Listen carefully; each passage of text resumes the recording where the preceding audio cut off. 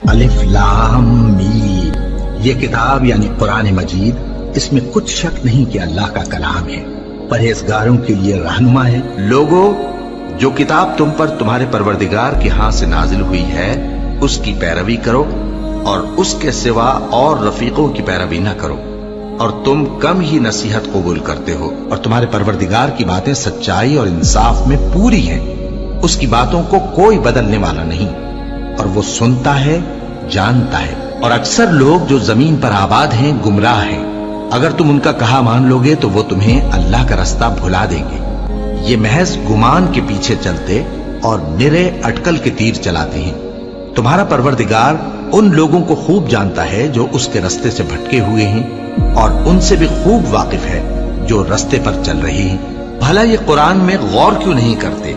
اگر یہ اللہ کے سوا کسی اور کا کلام ہوتا تو اس میں وہ بہت سا اختلاف پاتے۔ اور اے پیغمبر صلی اللہ علیہ وآلہ وسلم، وحی کے پڑھنے کے لیے اپنی زبان کو تیز تیز حرکت نہ دیا کرو کہ اس کو جلد سیکھ لو۔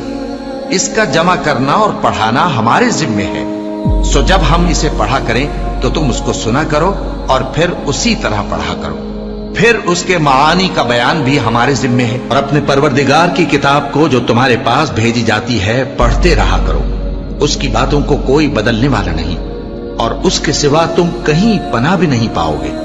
اور جو لوگ صبح و شام اپنے پروردگار کو پکارتے اور اس کی خوشنودی کے طالب ہیں، ان کے ساتھ صبر کرتے رہو، اور تمہاری نگاہیں ان میں سے گزر کر اور طرف نہ دوڑے کہ تم دنیاوی زندگی کی رونقوں کے خواستگار ہو جاؤ۔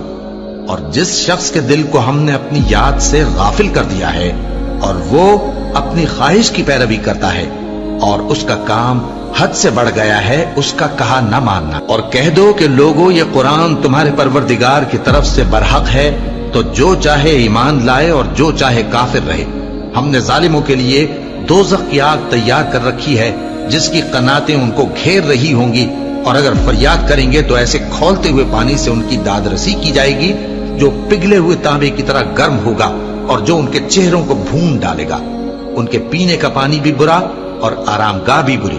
بے شک یہ کتاب نصیحت ہم ہی نے اتاری ہے، اور یقیناً ہم اس کے نگہبان ہیں۔